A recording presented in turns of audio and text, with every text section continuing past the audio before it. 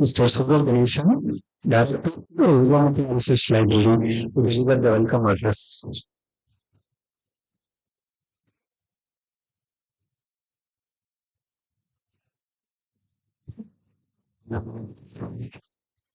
To all of you, it's lovely you have with us one of them, Mr. Devdutt Pattanaik.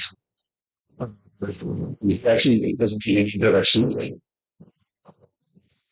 And for some people, I'd like to say things about him and also why we see him now and how we talk about him.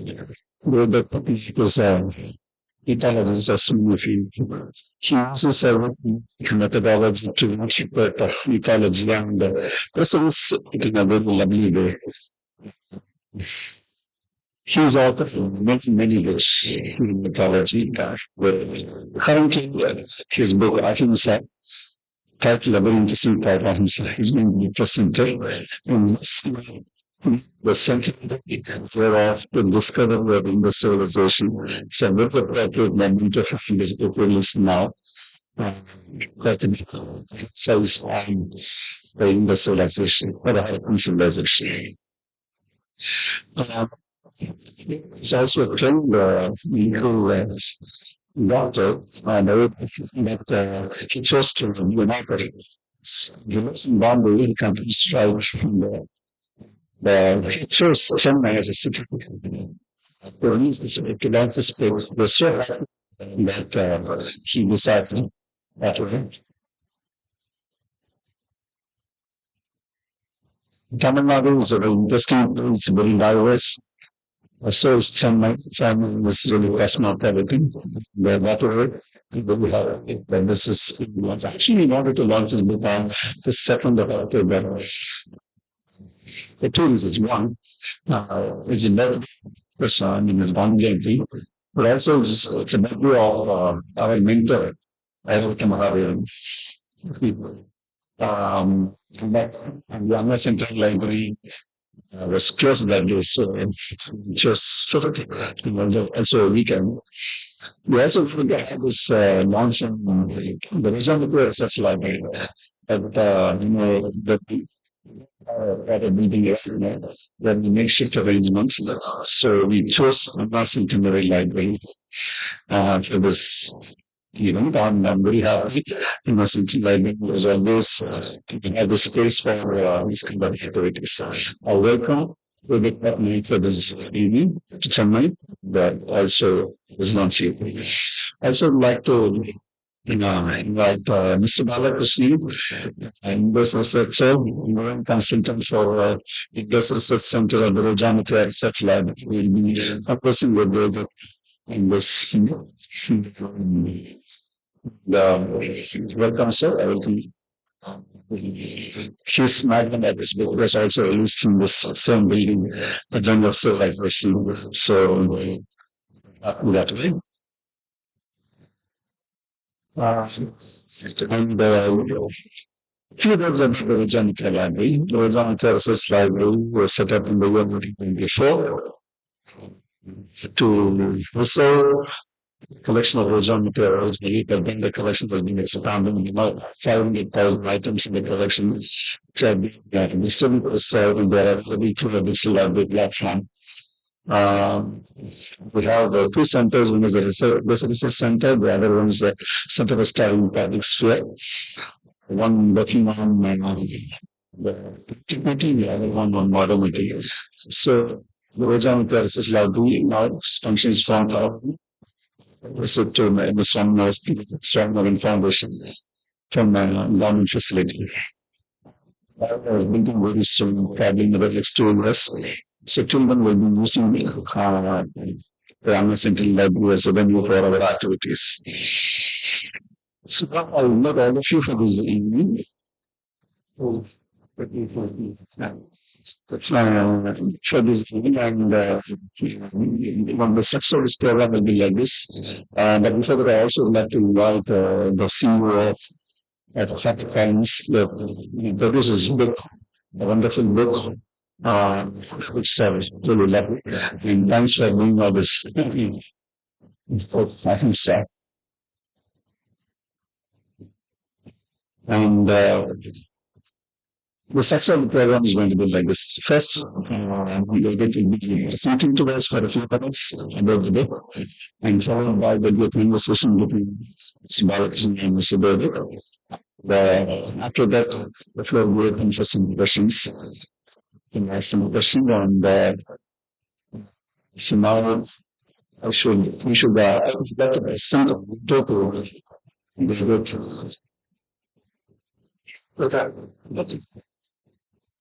So, I may request Balakrishnan Sir to receive my number.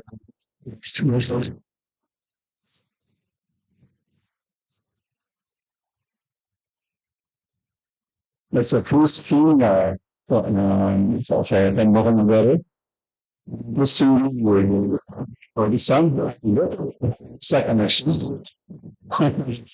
By mother tongue, but the other one by fishing was by washing serving the fishes. So that was a family thought was and it's come from almost action video that it was a English of the and I think we can go to the big lunch event. May I request Mr. Anand Pattanaik, CEO of Collins, Chennai, and Mr. Subramanian to come to the stage for the big lunch event.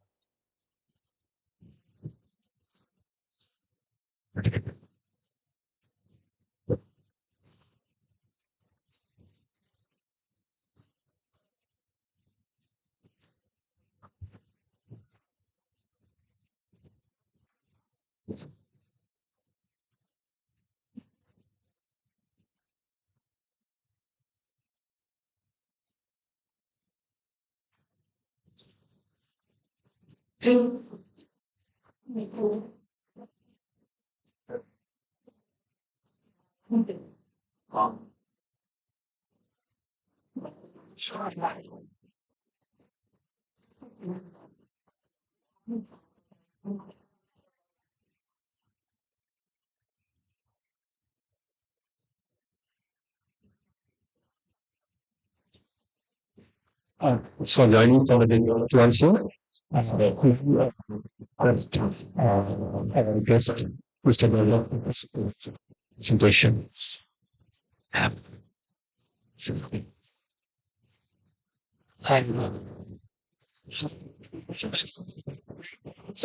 it's not a part of some the CEO, CPO. So,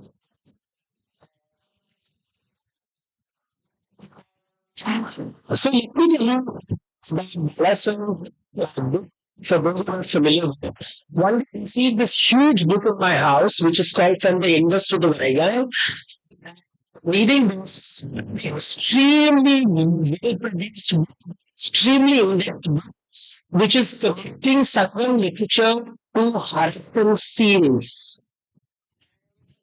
I'm like amazed at the level of this done because Southern poetry is 1500 is composed 1500 years later, 1500 miles away, but it has certain memories of the Indus River. And I found this fascinating. And this was one of my first. I mean, I had heard that there is in Sumeria, which are the same words that used in many South Indian languages, like the word for sesame. The word for sesame is the same in South Indian languages as it is in Sumeria. The word for ivory is the same in the Southern languages as it is in South Indian languages. The word for elephants was some familiarity with this connection between the southern part of India, the northern part of India, and the wider world. So I'm very interested in that world. I know this because I realize most scholars were writing books, were writing on history, on geography, on architecture, on art, were writing on materials, writing obsessed with the skill. Everybody wants to be the skill. Thousands of people arguing with each other about it. It's about the mythology. What are the stories these people said? How did they imagine the world? And we all of us imagine worlds differently. And the mythology is how we imagine the world. And how did Harappans imagine the world? Why were they obsessed with measurement? Why were they obsessed with standardization? Why did they not build monumental architecture like their contemporary civilizations? Why did they not display images of violence? And more importantly, unlike most Indian art, they do not display images of romance. There is absolutely no images of romance. Everybody talks about the absence of warfare, but there's no images of romance. It's being stark, utilitarian, modular. And I said, we have an imagination. And I want to capture that imagination, see whether we can figure something out. And that's what really, what struck me most is the fact that everybody talks about it being a non-violent, relatively non-violent. We didn't have any evidence of evidence of an army, a civilization which is 4,500 years old, which lasted for about 500 years, 600 years, and then you find scenes where there are two people fighting, always separated by a wall. And I said, why is nobody calling this the Ahimsa scene? Because at the same time, 4,500 years ago in Egypt, there are images of king massacring people. There are images of Mesopotamian kings massacring people. Here you have an image of two men fighting and separated by a woman. And nobody thinks this is significant. And what I noticed is when I started reading how people read these stories, they would always say two men fighting a woman. And suddenly I realized that interpretation is a function of our own prejudices. And most of the people who are interpreting were men who believe women are property.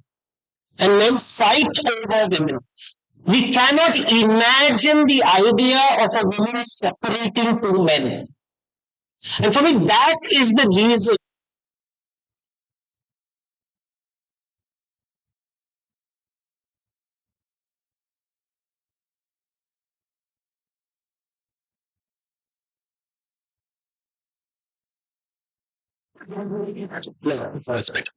So that's the idea. Focus on. I want to just show you some images, and then we'll have the conversations. I'm very big talking on this, but I'm not by the book, so that's important. So, so this is the first image. Now so I illustrate all my books, and I realized that maybe I illustrate my books, so this time I decided to originally illustrated by Pattanaik. Because for 30 years I've been interviewed, for 20 years I've been interviewed by journalists. So they ask me the question, who does the illustrations in my books? And I have to always tell them that we really don't do research. So this image of a Sumerian queen who is covered with beads. And all the beads that you see over there come from the Harappan cities. There is lapis lazuli, which is found only in Afghanistan. There is carnelian, which is only found in Gujarat. And it is now found in Mesopotamia. How this people traveled from Afghanistan down the Indus River up to the Persian Gulf, and finally making 7,000 journey this queen and that's I wanted people to be aware that it is we are really talking about being civilization. These people were merchants. We're not king, we're not talking priests, we're talking about merchants. Manufacturing, logistics, finance. This is not the type of civilization. We are always looking with weapons and arms. And they have this strange creature called this unicorn that people have spoken about. The unicorn is using biblical concepts on horse. And many people tell me it's actually a bison, but these scholars have found clay figurines as one horse creatures. And people have said that the image over here is a Chinese story. There is a Chinese story of a unicorn coming from far away from the west, an animal which is the symbol of justice. If you put it in a room, it will find out who's lying. Use its horn to kill the liar. So the judges would always keep this in their room. And I said, could it be that this is the symbol of regulation, justice, a legal system in the Western world? So if you read Chinese mythology, you get some ideas which nobody was writing about. Few scholars here and there have mentioned them. Or a very famous, everybody would tell me this is the Shiva image. And of course, many people are convinced it's the Shiva image. But I realize that the symbols of the animals, these animals are wild animals and found on the seas. And the same symbols are found in Jain mythology. The Jain, various animals that you see are symbols of Jain Tirthankaras. Nobody talks about it. So there is Ajitanatha, Shantinatha, Kulpunatha, Vasupujyanatha, whose symbols are the lion, the elephant. We all see the Hindu Shiva, we don't see the Jain Tirthankara. Because John Marshall, when he had Dodge, did not study Jainism. He had only was familiar with Hinduism. He was not familiar with Jainism. Otherwise, he would have said maybe these are Jain symbols. And a man sitting like this could be a Tirthankar. Why can't he not be? And that is how the imagination works. Or, for example, the famous, what we call the image of the chief, the peace king, is called, on his head is the circular image. Now, I don't know if have you heard of Nazar? Evil eye? They put this symbol in Turkey, which is turquoise blue, lapis blue, white and black in color, same colors. Materials from turquoise comes from Iran, lapis comes from Pakistan, shell comes from the Arabian Sea, and steelite is found. And they made this inlay with it looks like fish. Because nazar is considered to be something which absorbs moisture and takes moisture away. So you put the symbol of the fish, and the fish is always associated with water. Could it be that these symbols are quite talismans, not jewelry, but like black beads and red beads, the spirits, because the Sumerians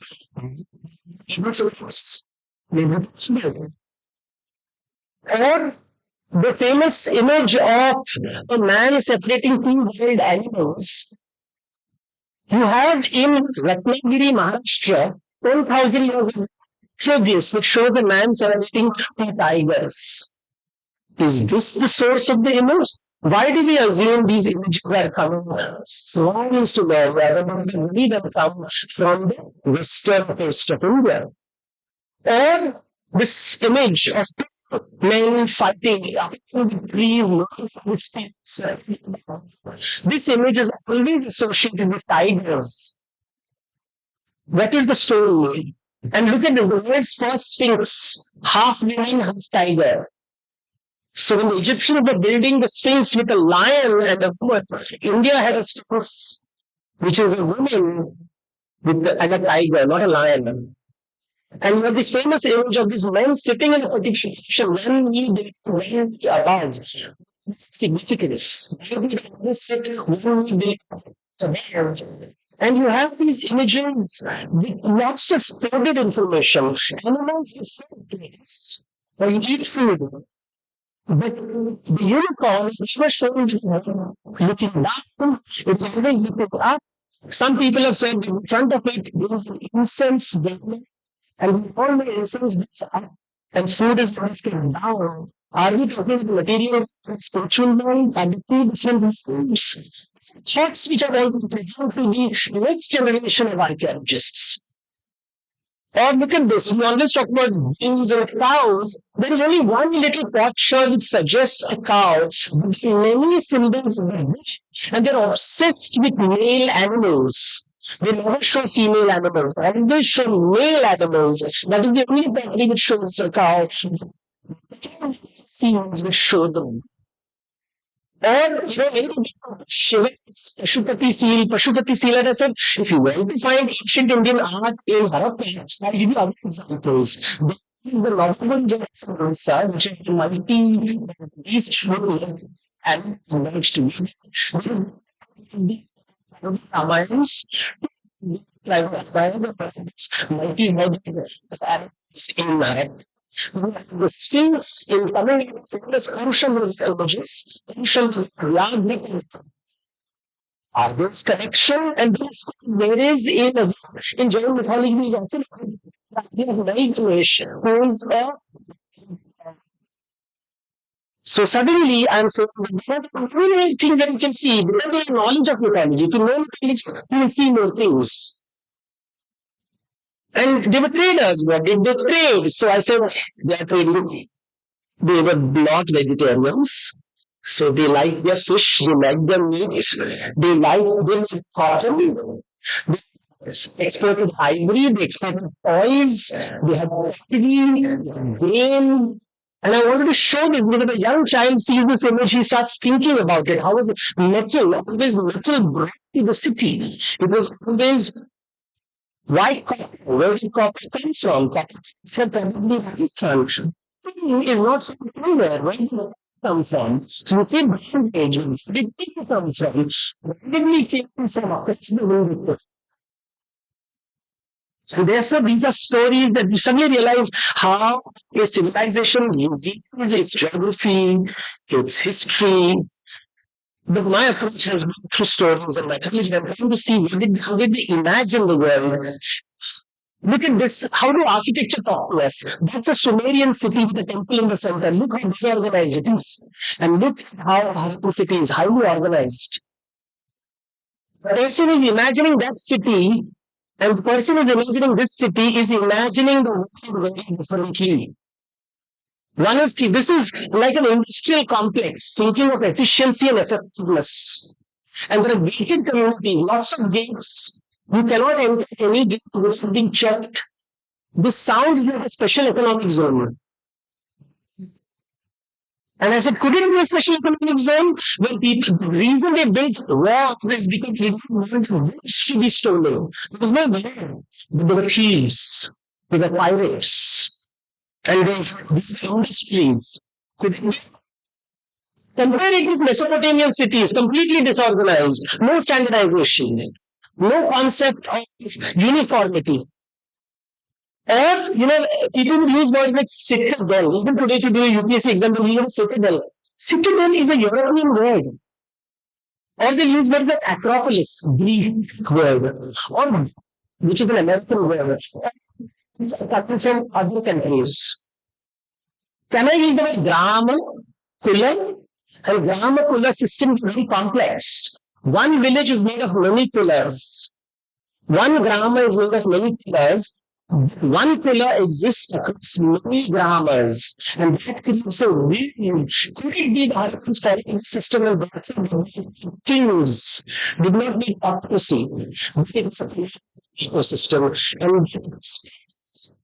was not a palace, but a place where they gathered to discuss the market issues, stock market issues, insurance issues, competition issues between various coolers. And who helped regulate them? My thesis is that the regulation was done by people who are very monastic. Domestic. See, when we think of power, we think of when you have money, you are powerful. When you don't have money, less. But what person who gives up money voluntarily, is he rich or poor? He has no money, but he has a moral authority over people. I've given up money. He becomes the sadhu, and he has moral authority, and he becomes the regulatory authority. In India, the Buddhist system, the Jain system, many countries in South India have years and have these systems of monks controlling the ecosystem because the monk has a moral authority. I have given up everything before I'm a regulator. Nowadays, we know how bad regulators can be. When you think of post-retirement benefits, when you think of regulation, how do you regulate a business community? You get the leader to say you can only be the best if you give prestige status, perhaps even gender, which is why ladies dressed as female, as well as hands, and female. This is my hypothesis that it is a monastic system, hence Ahimsa. They realized that raiding and holding violence to create a non-violent society, and trading succeeds only if the who does not invent the power. So Ahimsa, non-violence for trading, for equal, possess skills, and Anekantavad, multiple ways of living, multiple technologies can coexist. These three words come from Jain traditions, who are merchants and who worship people, leaders who worship successful merchants. They worship merchants who have given up success. This idea does not exist anywhere else in the world except in our country. And I'm asking myself the question, could it be? Could it be? And it's a hypothesis. 4,500 years ago, we had a merchant system which believed in monasticism, which is why we have violence, we have so much jewelry, struggles. They seem almost shunning wealth and not displaying wealth.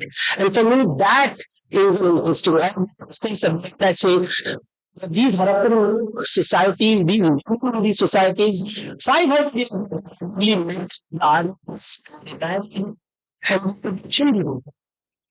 So we should not forget Harappan mothers. Everybody talks about Harappan men, big men. Nobody talks about the women from Harappan. And I want to highlight, and she's sitting in the room, but that's a beneficial. Of course, the man has a horse which was domesticated only after the civilization ceased to exist. Thank you. Thank you, sir. Now it's time for conversation. May I request Mr. R. Balakrishnan to come to the house to join for the conversation. It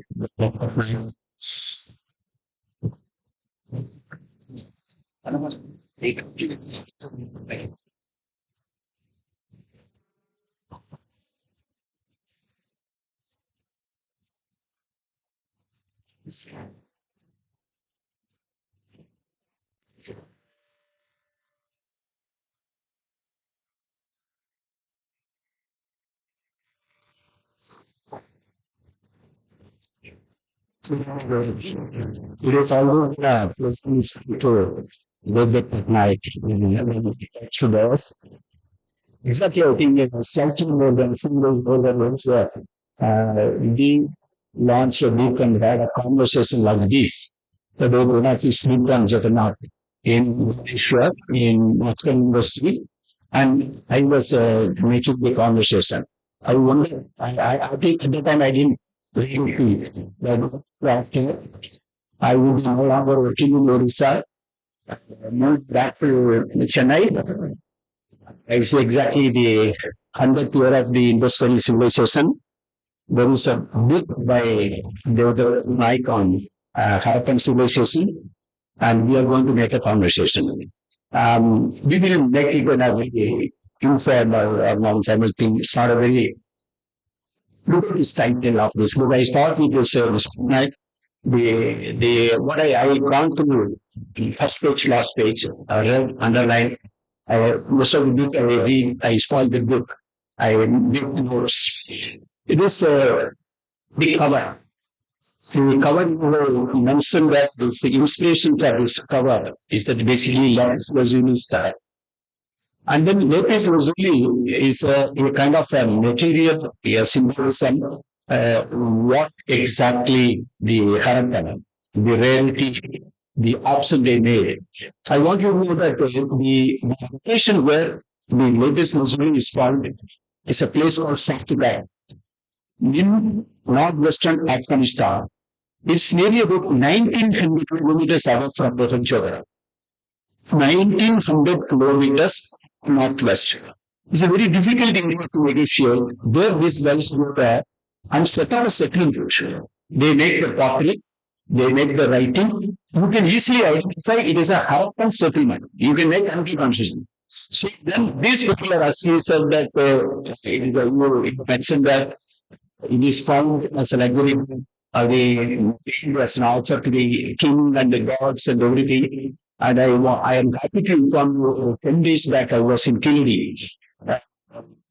And then I was talking to the archaeologist and as well as the exhibition. I was kept on asking every time I do that. I am always asking for lectures lesson because in Perumanal we found now Kennedy was being found along with Cornwall and Baron.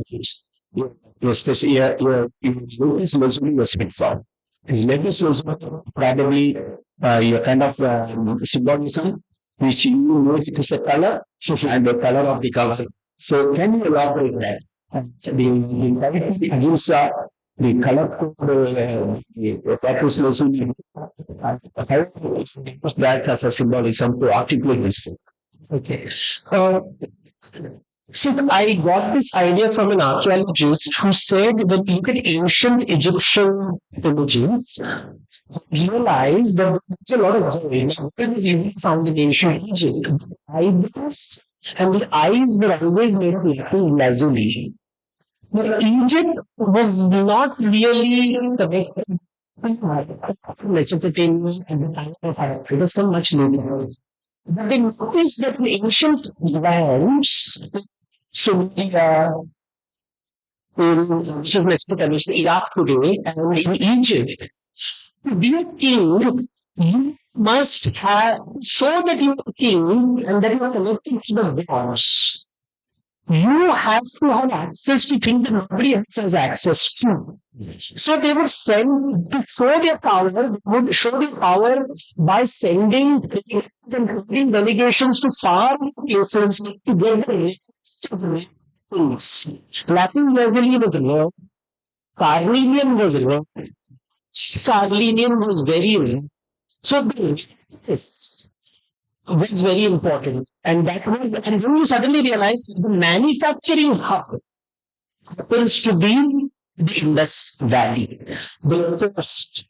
So for me, that was the important idea that India, whenever we talk of civilizations, we are always talking about warriors and kings and wives and soldiers. And here we are not, nobody talks about economics. And but you don't see a kingdom civilization which is basically a trading civilization. And I don't know if many of you all are part of the world is obsessed with efficiency. Spend less. And efficiency is based on measurement. And you have a standardized system prevents. So is it okay? A standardized system prevents inefficiencies. So when you have a culture which is so standardized, I thought of business. Then I sort of luxury goods. Even India was always known to have luxury goods. But then it's something struck me, and I had previous book again published that it was in Jainism. And Jains have this idea of Ahimsa, and normally people think Ahimsa means vegetarian food. And that is a very lazy understanding of Ahimsa. Or when we say Ahimsa, we think of non-corruption movement of Gandhiji. In its foundation, Ahimsa means because how do we get food? Animals get food by grabbing. We grab food. War is about grabbing. I grab food, I drink food. Really. Now, if I were to not fight with you, how do I establish a relationship? The only way to do it non-violently is by trading. I exchange goods and services. And when I saw these images, non-violent images, then I saw that people, scholars have commented, why do they not have swords? Why do they not have weapons? Why do they not have arms? Why do they not have so many things? And then you realize the problem is that we are not seeing this, we are not understanding this mercantile monastic system. This mercantile monastic system, which is built in Jainism and Buddhism, because religious are thinking like that. And I thought you should increase that. So the Kahara was trying to draw attention to Ahimsa space because people think Gandhi immediately. They don't think business. But for me, Ahimsa is business. When you unfair practices leads to violence. Around the world, today, you're finding unfair practices leading to violence. So non-violence is business. And I wanted that to be highlighted. Yeah, this is precisely actually with the concept and context spoken in the NCW text itself. I would like to keep you informed that Sangam text and as well as from Tirupura, the ethics associated with trade is often talked. It will take more from the customer, don't give less, that kind of ethics. And secondly, it is a very big works with the it's kind of cosmopolitanism and living together. I mean, the people who speak multiple languages and make multiple from different places and living in happiness. This is what the Pattanaik talks about. Totally agree. And in a way, the Lotus Lazuli will be always a system. It represents probably the one value project. Because you don't make your deep sea travel with a huge methodic sea. Probably small sea, which we call is a Nava in Tamil. So basically it's a external trade kind of thing. I do those small picture also is there. That's inside your book also. Probably it's a and high value. And then to my knowledge, the heaviest method the industry people were sending distributor was buffalo. And they were transporting, they were exporting buffalo, and then tea with fruits. And then tea is basically from South India. It's a salt to eat from the tea industry in West North India. Probably it suited them. It suited the market. And then excellently, I'm amazed at the sourced material in a foreign place. Value addition. Probably the value addition in Gujarat or local or the west cities and market is in Sumeria. The same way like a kingdom, diamond is in Africa, market in the Antwerp, and then back to suit from Gujarat and made value addition sold all over the world. So precisely most people were doing that. But I coming back to the second kind of aspect of conversation. When I was going through a book, putting you as a mythologist taken a different type of route. Defining what you are. I really love it. Mythology underlying history, page 24. Fact is everybody's truth based on measurement. Fact is everybody's truth based on measurement. Fiction is nobody's truth based on fantasy. Myth is somebody's truth based on faith. So I think you very nicely put it. And second thing, you are making certain confessional statement. People like me, were working as a civil servant and simultaneously making a parallel journey of 40 years of digging Indus and digging Sangam literature. But you are also scared and worried about it. Well, if you want to make a statement which I cannot defend. Because I want to be evidence driven. And then finally also still make a statement that as per the evidence available, probably I feel. So that even science can be questioned. And the history is always a narrative, history can be questioned. Then I was really happy to, because of course it was people, I know you personally of your character also. And you are telling what I present is not the truth. The past can easily guide us to make better sense of our present. Hence, this book, explaining me this book you are writing. And you are saying the present is not the truth. It is my truth. So, informed by 30 years of decoding stories, symbols, and rituals. I also, most of the time when I approach Sangha literature, I always felt that I am searching my truth. And then these are not free of my prejudices, you are saying. So approach this book in the spirit of curiosity, not combat. Then we ask reading the book.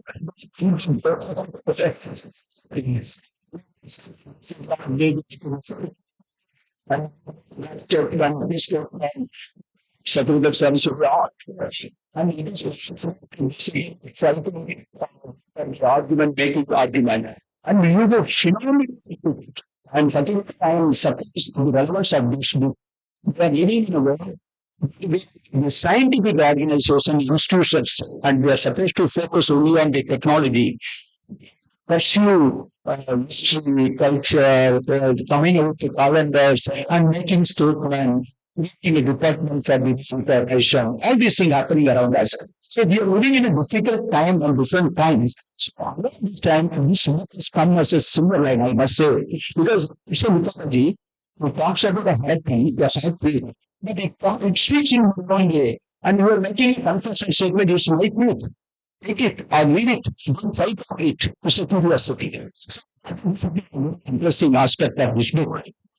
This is the connection of our written about Jainism, whether you written about Jagannath, the input from the research culture, whether and from Jainism, from Hinduism, from Veda, from the Puranas and the Vedas.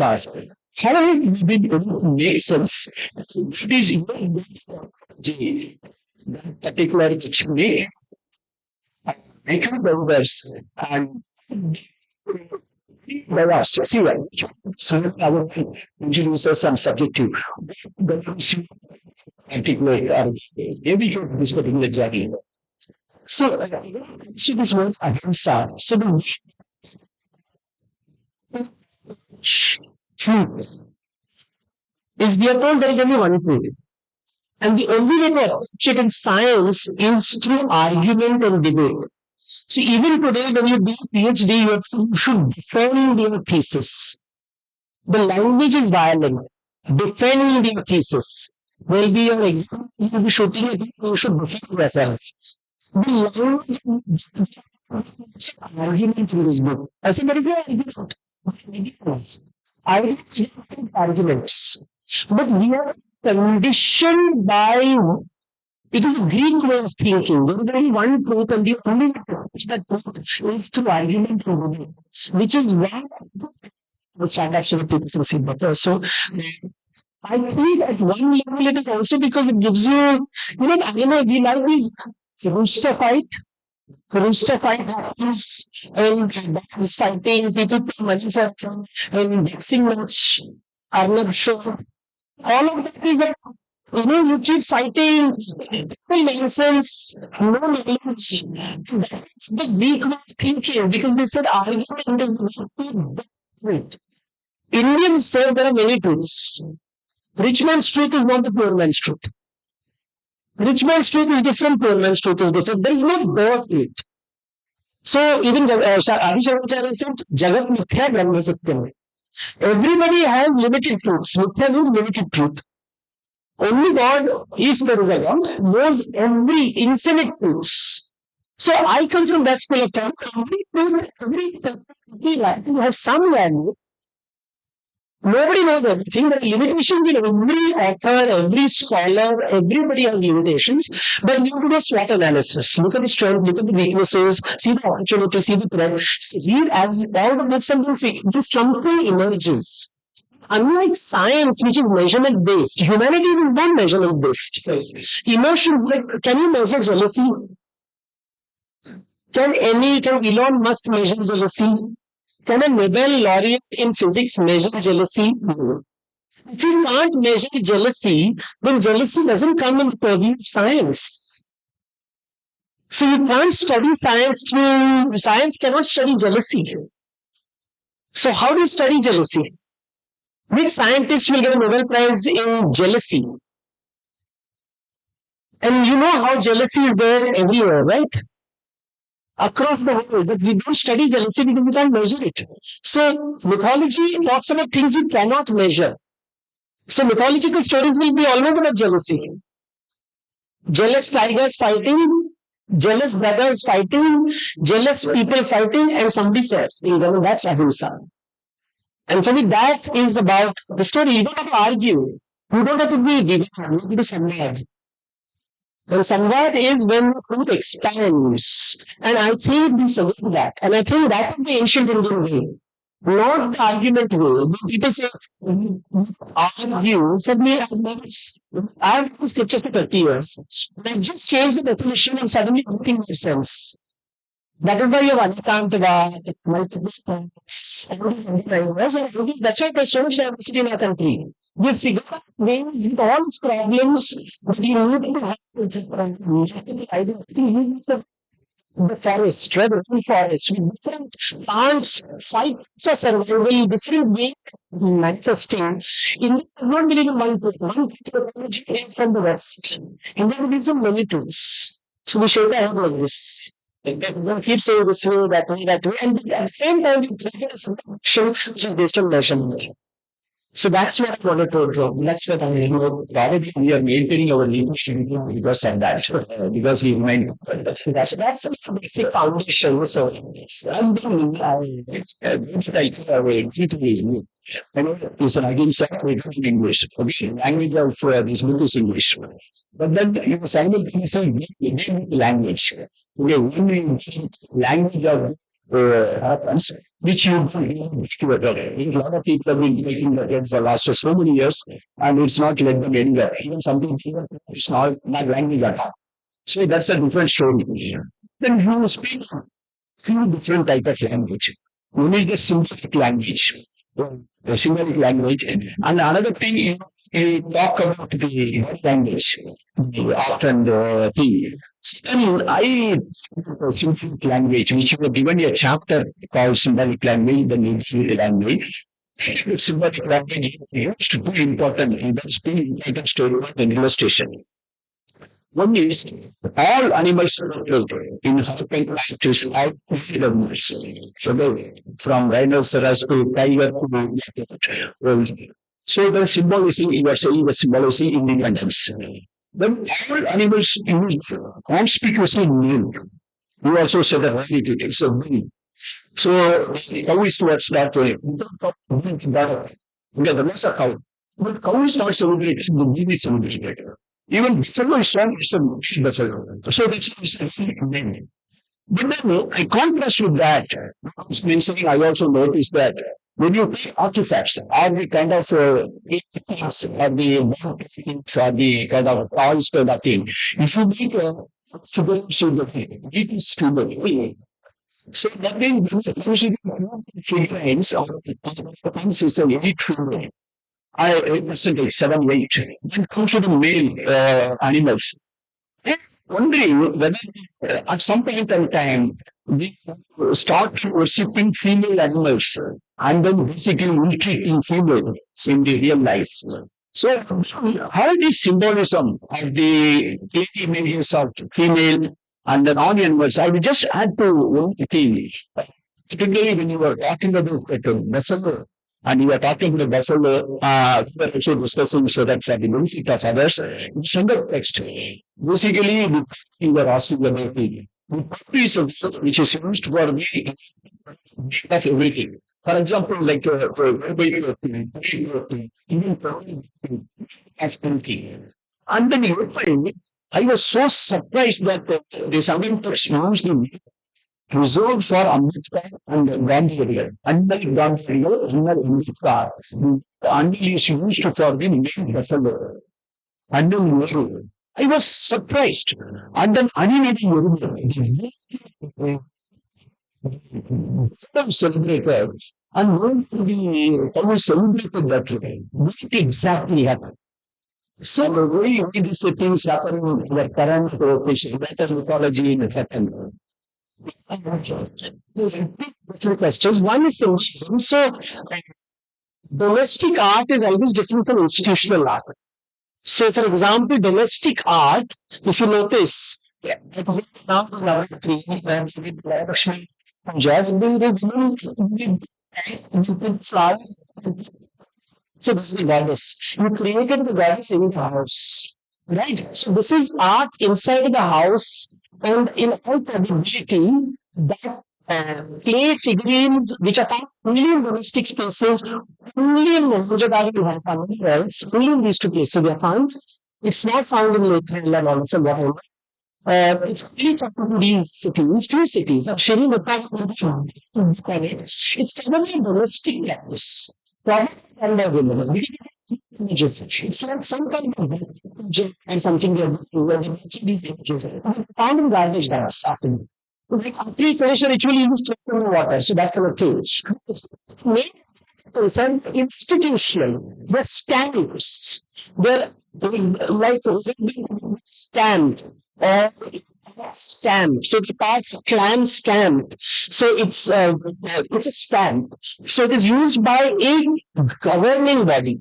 So that is the male symbols are used there, domestic symbols are female. So as far as buffaloes and cows are concerned, we know zebra is domesticated in India. The hot ram the symbol is domesticated in India. Buffalo is also domesticated in India. So these two things, for example, in the Ratchigari area, you find more buffaloes. In the local, you find more cows and goats.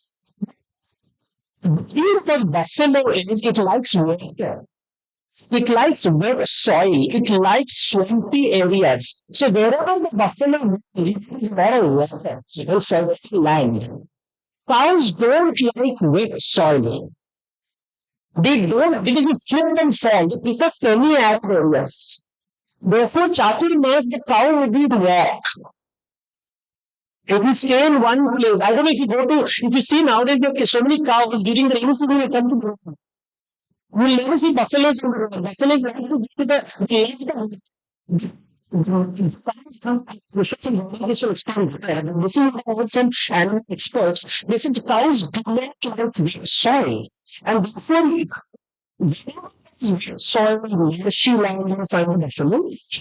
The dry jungle part is called in forests of India. You find nobody constantly cows, cattle, and bull. So this point is often forgotten by people. It is a swampy creature. It likes, and it is also a problem with buffalo. Is the male buffalo is very difficult to domesticate. You can't use it to plow the field. You can't use it to pull the cart like a bull can. Bull can be the of loss. Therefore, it has no economic value. So you always sacrifice the male buffalo. It is viable to sacrifice the buffalo. It's color. While male bull can be turned into and used as a beast of burden, can be used for plowing. And traditionally in India, they said if all your life you use the animal for food, please don't eat it. So the reason they would always say eat the animal used for all its life. So there's nothing to do with it. The nuclear condition is this. So you don't kill female animals, you don't kill animals which have seeds and the whole house. We let them to the house. So if these ideas nowadays nobody understands, education is not very big. Yeah. I will come to the question probably after we make a small concluding thing. Actually, I have seen, I have observed you right, and also your talk and even your personality. Actually, somewhat sympathetic to the what do you call fringes and I would not use the word downtrodden. I mean, you don't stand simply to stand with the majority views and talk about that. Many of your writings has been there. It's not that somebody are willing to us to accept. You don't speak to everybody what takes to be accepted. Okay. Like the called as a dancing girl. Yes. So even you question it. Also even questioning that since it doesn't look like a dancing girl. But then they make a it's moving your right. So that is based on a lost to wax method. It's called acrostic. So even now in Orissa, Jharkhand, the tribal people use that mythology as a statue. We got that small statue made in Orissa and brought it as a material memory in India. But then coming to the question, you make the observation. Her features seem Afrocentric and her roots in the first Indians, the first migrants into India 50,000 years from Africa. Must be kept in mind that African skeletons indicated connection with India's tribal population. Even if it also showing the Devdutt tribe in the South Indian, it's very Indian. And I was so surprised and happy to see that you are talking about it because I was saying this particular statue, little thick, it's and then slim, and then you are mentioning an Afro something. We also see look like that. What you really read this stuff, man. The second what I'm asking is, I think it's not. I think last year, I think maybe 1 year, 1.5 years back, there was a program in Delhi, and there was some kind of trade show or something like that, international event, where there is some kind of statue like this dancing girls with larger image was made, and somebody has put it there. This family was looking so ugly. I think she's a neck and a dark as Melodra, and people felt that they are basically dressing her up. So then that's the reason I am feeling like asking this question. So when you read, see, the challenge helps you see things very differently. You know, because when I started writing mythology, yes, people only look at mythology as sacred stories. But I look at it as the map of the human mind, and it helps you understand and deepen the human mind. I'll give an example from the Vedas. So the word, and you will see how it is connected. The word yajna is translated even today by the top historians as fire sacrifice. The word for sacrifice in Sanskrit and language is bali. Bali, not yajna. When in Yajurveda is defined very clearly as bali dadate. Give me what I give you. Which means I give all the gods avahan and I give something to the god, and then I expect them to give me something in exchange. So it's a pay. It is a common in all polytheistic societies. Not only in the Vedas. Every polytheistic society believes to get something, you have to give something. But give and take relationship, no, it's not take. Which take is violent. It's give and receive. Yeah, so give and take is violent. That is contract. That is ahimsa. This is give and receive. So give God something like that to get prasad. This is found in every tribal community, which the Europeans, because they were monotheists. In monotheism, this does not exist. Because in monotheism, so all you do is you ask. You can only ask because there's nothing you can give all to God.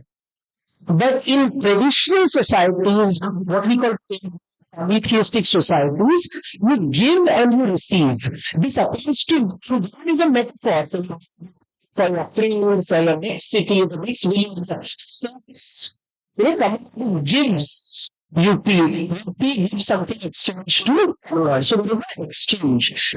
State give you relationships are meaningful. If I only give, then I this credit on my side and debt on my side. If you only receive, you are wearing debt. So the words of Pak does not mean Pak means you are in debt. Pak means you have consumed something and not repaid it. And Punya means you have given something to me.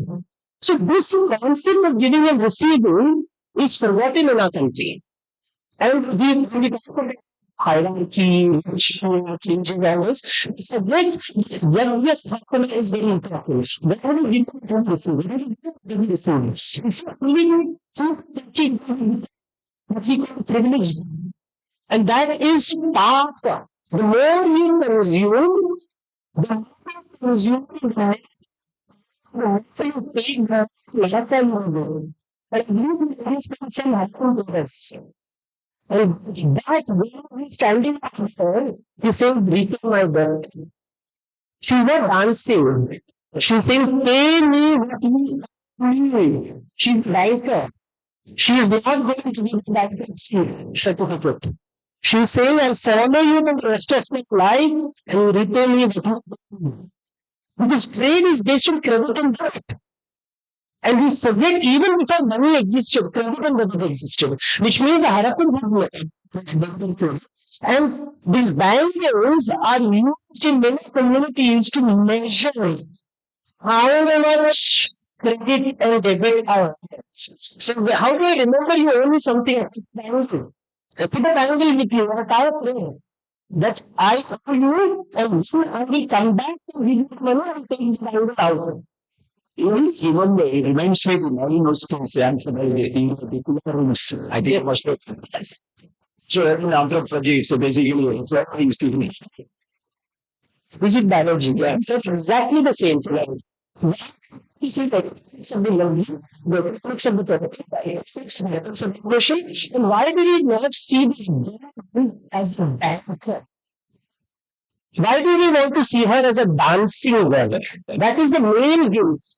When today half the bankers in India are women.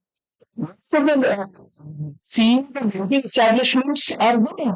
So John Marshall couldn't imagine a woman who is a banker. He could only imagine women who can dance. So that tells you a lot about John Marshall. And people will accept it. So, thank you very much. So, you're talking that there is a lot. I think you must do. It's a phenomenon.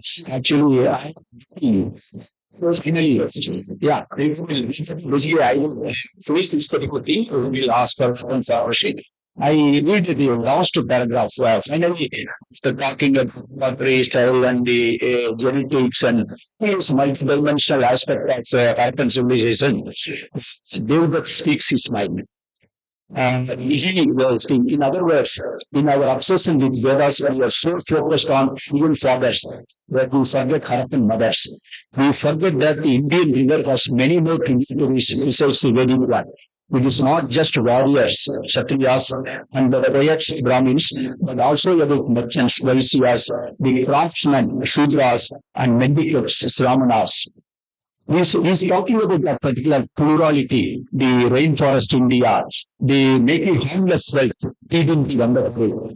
So just as Harappan resisted a central authority, just as they balance the standardization with diversity, they still resist attempts to homogenize into a single area. That is why India has never had any empire. Each single God, perfect or none, determining its density. I think I consider this to be a very profound, very complete sense. That is why actually India remains as a country. India's pluralism, I have been also telling, writing, India's pluralism is not the melting pot of pluralism. India's pluralism is not a solid by pluralism. The way the United States nowadays talking about pluralism is a rainforest pluralism. That is what this book actually very well actively talking. Now is the time for questions. I think some of you may like to ask a question and Mr. Pattanaik will answer. I request Mr. Singh to moderate the question session.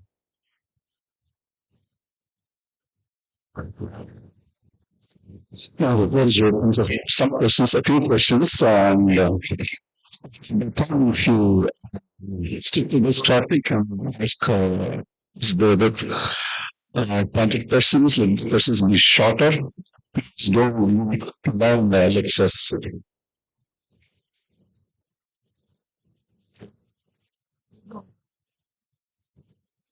Hello, sir. Before asking the question, I would like to tell you that your writing and your books changed my life. After my mom, if someone influenced the perspective of how I see the world, it was writing and books. Thank you so much, sir. So, question is, you've talked about the operational system of various cultures. You used that analogy. So obviously, Harappan civilization had an operation system of Ahimsa and the merchant ascetic. And Mesopotamia and other civilizations probably had an operation system of violence, which we can see. So how did those operation systems clash, and how were they able to resolve it? Because one was violent and other believed in trade. Even though they traded, there must have been some conflict, right? So the good knows how to manage the situation. So always remember that everybody talks about um, the Jain merchants were courtiers and currency makers and mint masters, Delhi sultans. So all those Delhi sultans, we keep talking about these people and they conquered Delhi and the campaigns, finance ministers, Jews from India, who were merchants in most cases. Because a merchant knows how to handle violent people. People are violent because they're hungry. They want something. So you figure out a way to fund that hunger. And that's what you do. So either you can actually fund a war.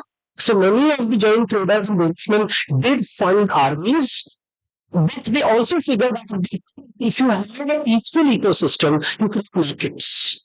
And markets will give you tax and revenue and will be richer with less violence. So they brought their wisdom to these violent people and said, you need the skill to protect the market, the manufacturing space, to protect traders.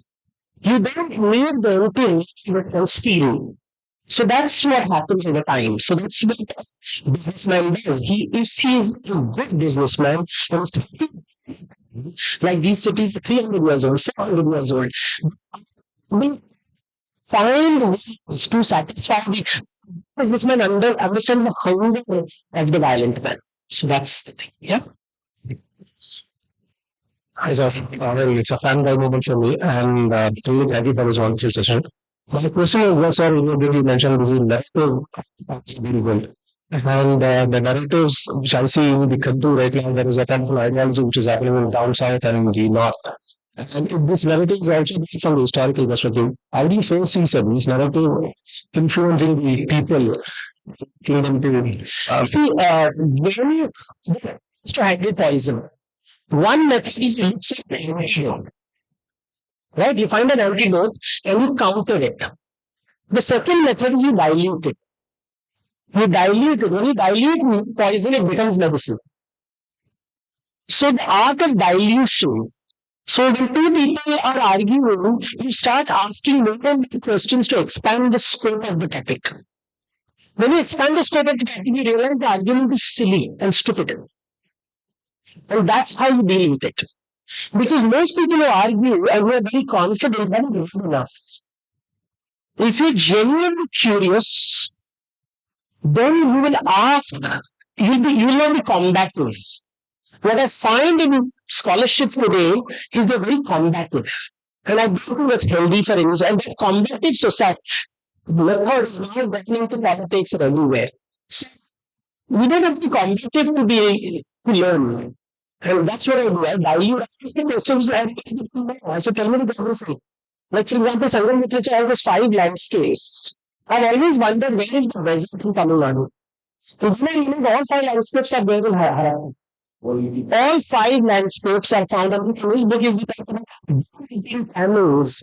There is no camel in Tamil Nadu. So somebody remembers eating camels. These camels are called camels, which are from Central Asia too, and in Rajasthan there are both. So you suddenly find those 5 landscapes of Sangam literature in Harappan. Now when I ask this question, then suddenly the argument stops. Because now you're going to new way of thinking. Could it be those 5 landscapes, the desert, the mountain, the forest, the river, the coast? All 5 things are there in Harappan. Desert is not there. You can say wilderness, but it's not the same as desert.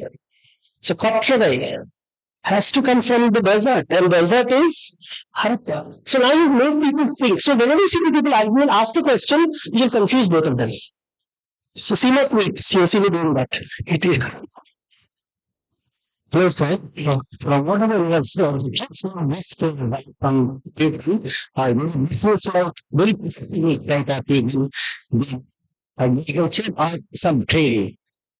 To really sign up for this spiritual account or worshipping some god, something like that, it looks there is practically nothing.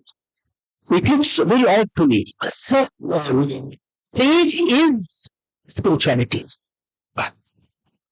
Trade is spirituality because you are saying I have to satisfy his hunger. People in so many places are scared. They keep ghosts. They want lapis lazuli. I will make it available for them.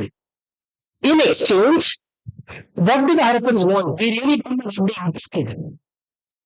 Right? We don't know what they imported. So spirituality is repay your debts. You know what is the meaning of the word moksha? Moksha means repay your debt. That's a financial concept. You know who is the god of death?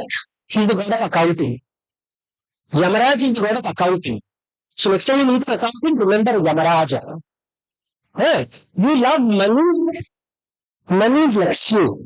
So next time when money comes to you, brings out, remember that is also spirituality. How much Lakshmi goes out of your pocket? How much Lakshmi comes in? Do you want her to only come in? Because if she comes in, only Lakshmi will come through, she'll create quarrels in your house. So that is also spirituality.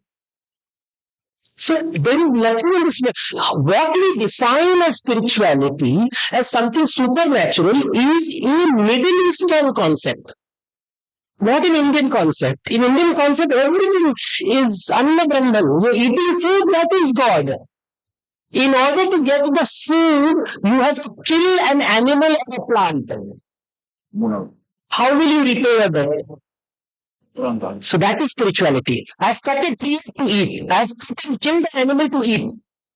How do I repay this debt? So hunger creates desire for hunger. Means bali, sacrifice, killing, which involves hinsa. Hinsa creates karma. Karma creates samsara. You want to finish? No samsara, no karma. No hinsa. No hinsa means no bali. No bali means no good. But they are still hungry, no? So Guruji, who said that they don't have anything but left at private jokes. So that's spirituality cannot be separated from economics ever. Yes, sir. Gentleman there. Oh, sorry. Sorry. Read there. Mr. Pattanaik, you're saying that everything, spirituality is a trade-off. Spirituality, you said, was a trade-off. But if you read the Gita, Gita says that so spirituality cannot be a trade-off. Everything has to be on. It has to be sacrifice. It has to be detachment. You can't expect fragility. So it means that you be silent in family. Can you do that? Raise your children, but don't expect anything from them. So you're feeding. Trade is why is trade such a bad word? You know the opposite of that?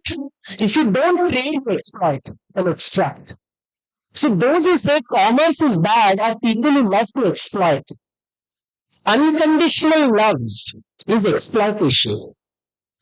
I don't want anything. My mother only gave. I never gave her anything in return. Only selfish children will say that. So don't promote exploitation and extraction because the Bhagavad Gita always told before increment day. Because if I don't spend money, I will say, chinta mat karo. So don't ask your due.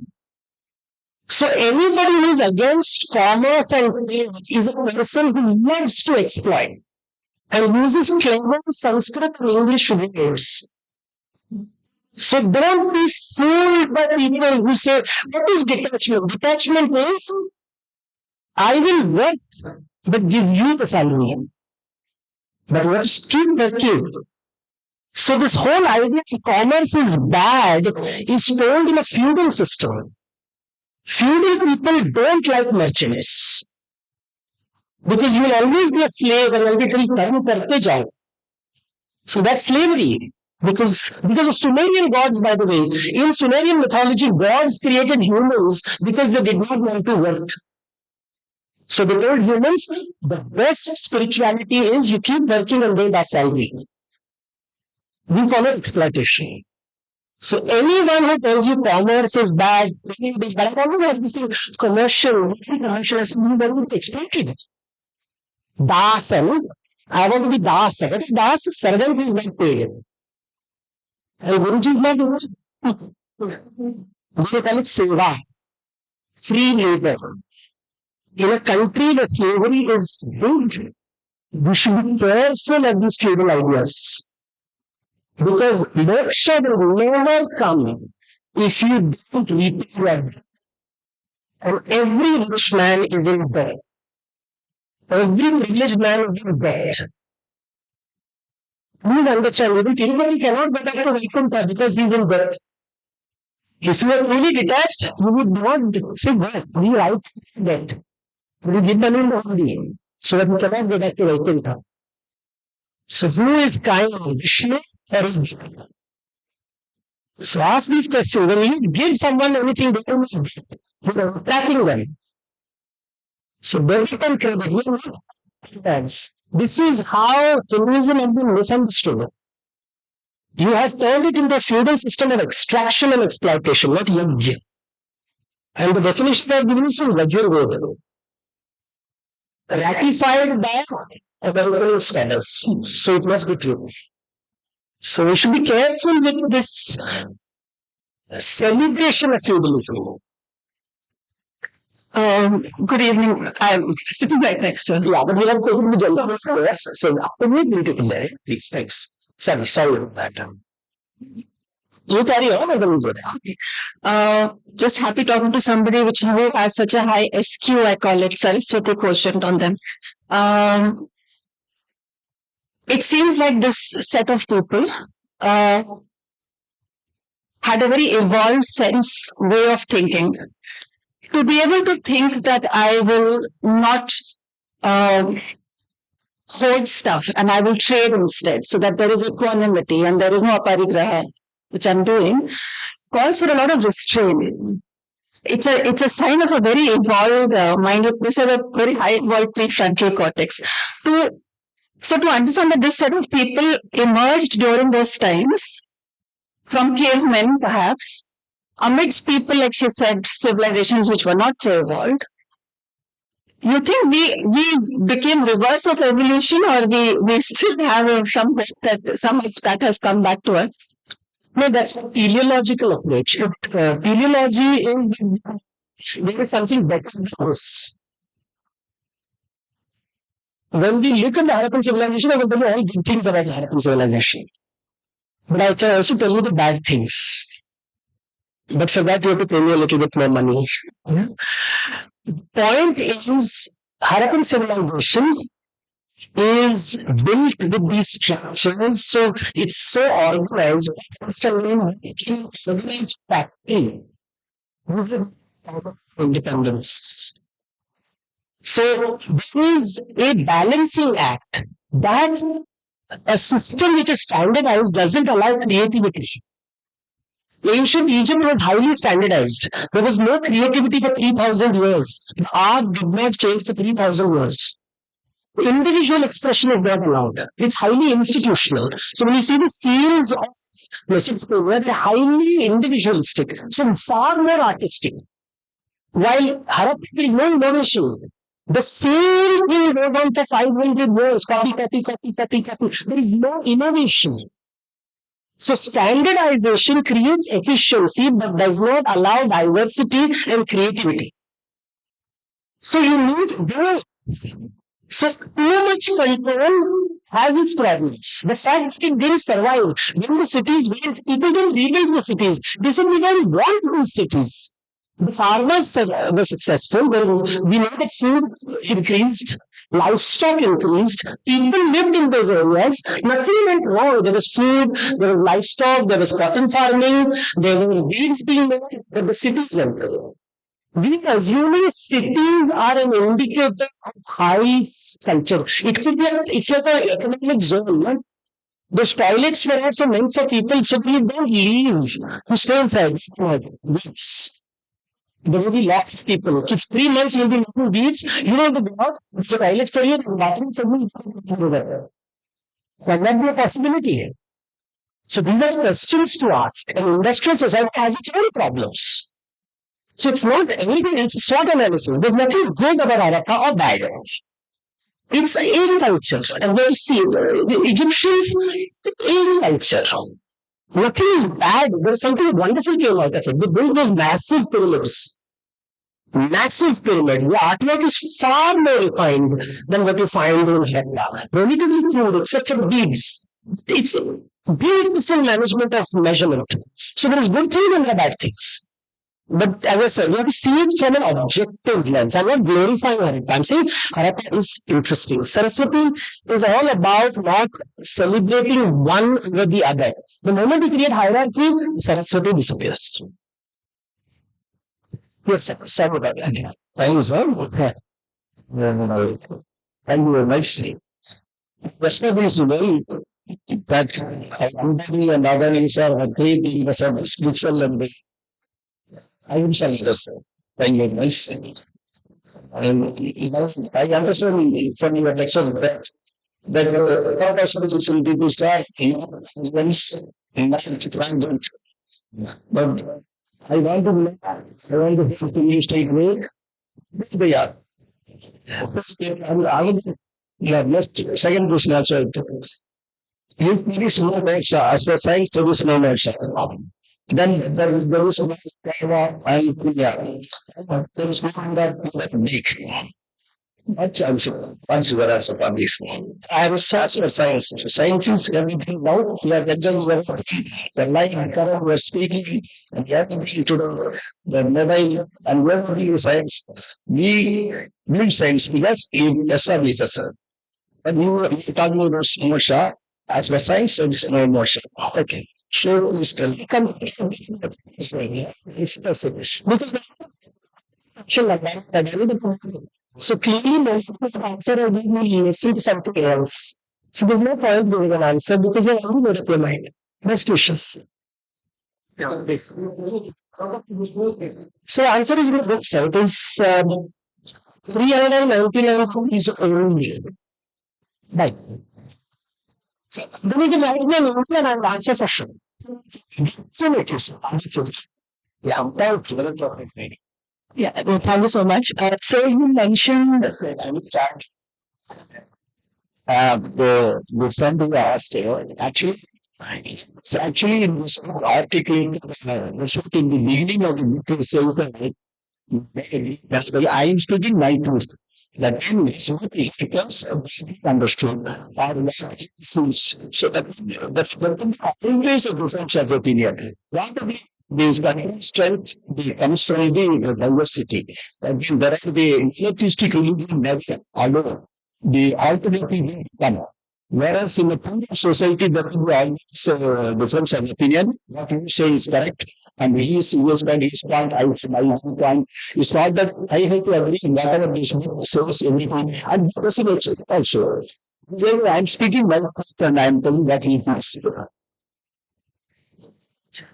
Yes. So you mentioned when you were talking about presentation that you should not forget the Harappan mothers, right? So in your research, have you come across something interesting or something that is advanced in the technology about the women in the society, how that worked? So I saw a book in Harappa which showed a husband and wife. And I asked the question, how do you know there was marriage in Harappa?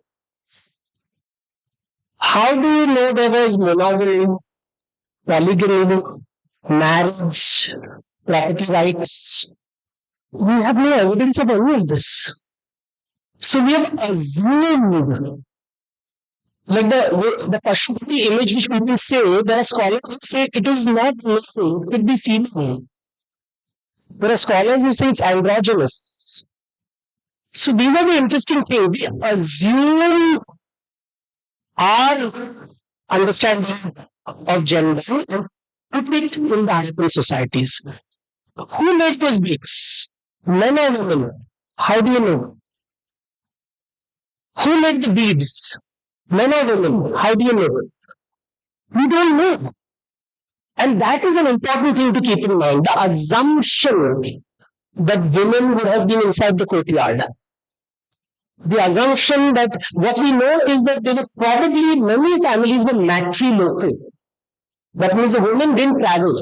And this is a common practice in trading communities. Women wouldn't travel, men would travel. And in trading community, the women managed the money.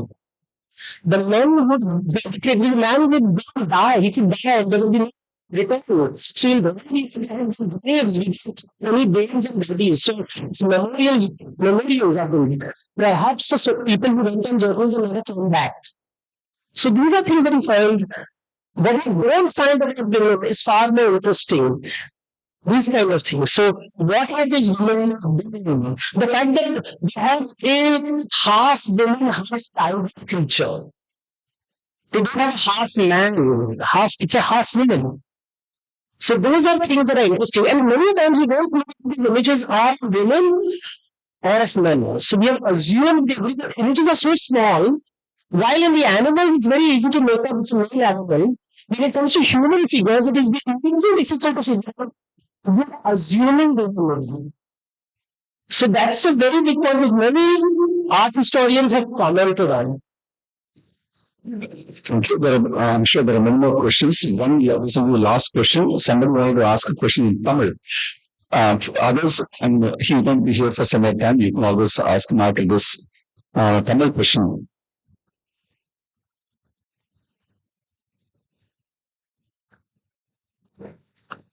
Pattanaik sir அவர்கள் ஹரப்பன் சிவிலைசேஷனை பற்றி அவனுடைய பண்பாடுகளை பற்றி வழக்கினார்.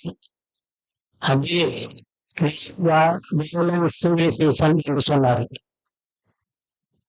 அந்த காலத்தில் கடற்கரை ஒரு தேடி இருக்கிறது. இருந்தவர்கள் அதே மாதிரி மண்டலத்தில் இல்லாத சொசைட்டியாக யாகற்ற சொசைட்டியாக இருந்தாரு. பிறகு மெசபடோமிய ஏற்பட்டது. மன்னர் கட்சி என்பது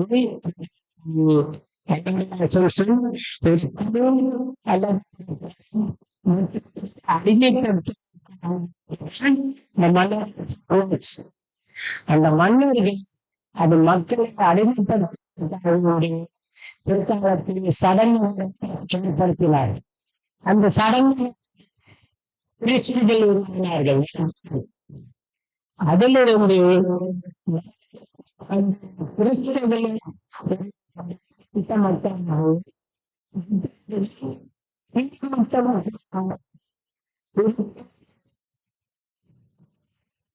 அவர்களை தொடர்ச்சியாக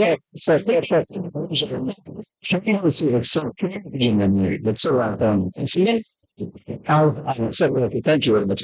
So the last question being from the gentleman. It is not the question. I'm going to tell live. The lines on the lines are very interesting to say. I would like to appreciate you because all your because the writer come illustrator in India very rare, like you. Actually, I actually accepted too. One interesting thing I would like to tell is that I spent more months in the Sanskrit examination. That is your illustrations. Illustrations. What do you call it is interesting to say that. The Indian culture, sculpture, and architecture were for people only. Our casting margins are illustrated, and very few in this. Back from Andhra Pradesh, and what do you call it? One person is that. That's very people only. So I wish to thank you on behalf of the illustrators and the writers. Thank you very much. Thank you.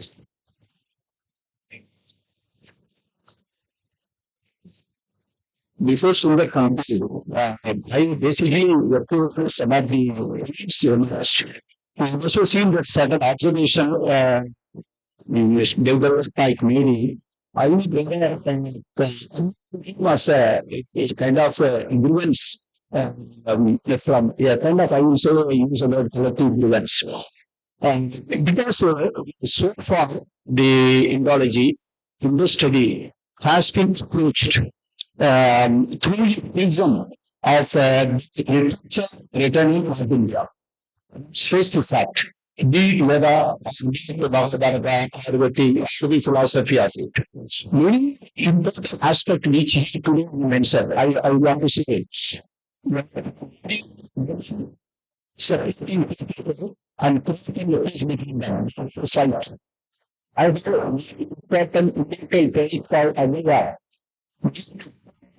Things who are going to fight and better result in peace, not war. I consider that to be continuity. But the may avoid that. Okay. That is the solution.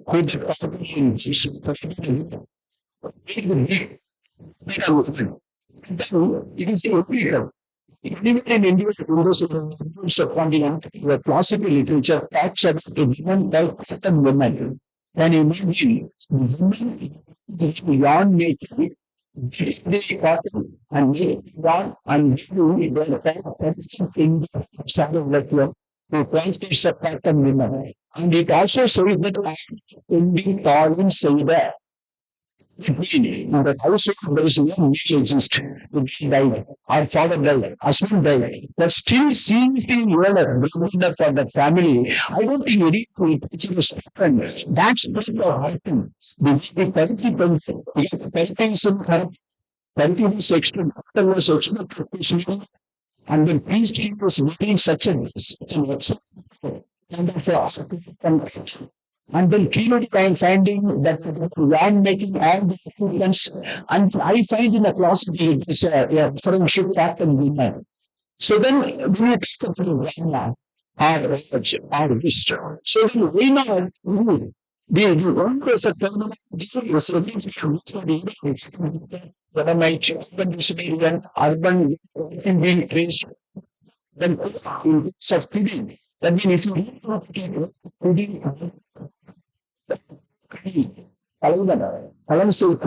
feeding the concept when we understood the subtle classical literature, probably ourselves. I would say, instead of saying that anything, that I said that probably not that was articulated in something literature in different other languages and each of what exactly the ideology started about how it is in simple to happen. Probably we have to get that from that because raw actually in some sense like I consider the person with an open mind. And then and he has mentioned whether to be the topic which we reach out further and ensure that the Sanskrit classical text translated in many Indian languages so that we reach out and next to be have something stand the economy influence and the sort of influence Tamil classics. Thank you very much. Thank you, sir. Thank you for those lovely closing remarks. I'd like to thank David Pattanaik, the Mr. Balakrishnan, that I would like, and the scene of the Shatter Challenge will do the formal things.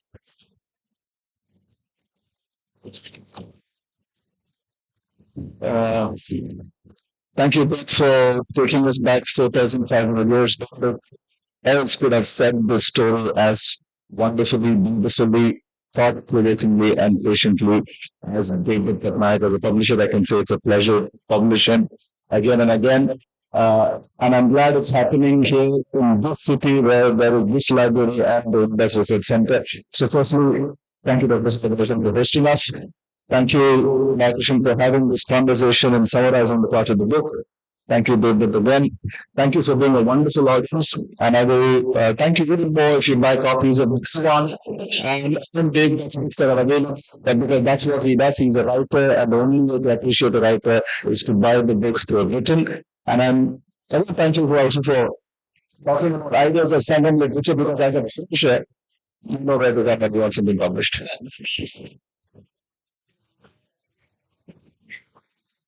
So, people speak about it, and then they find it was a very costly in US or somewhere, and then a few friends who will and say that people will find it.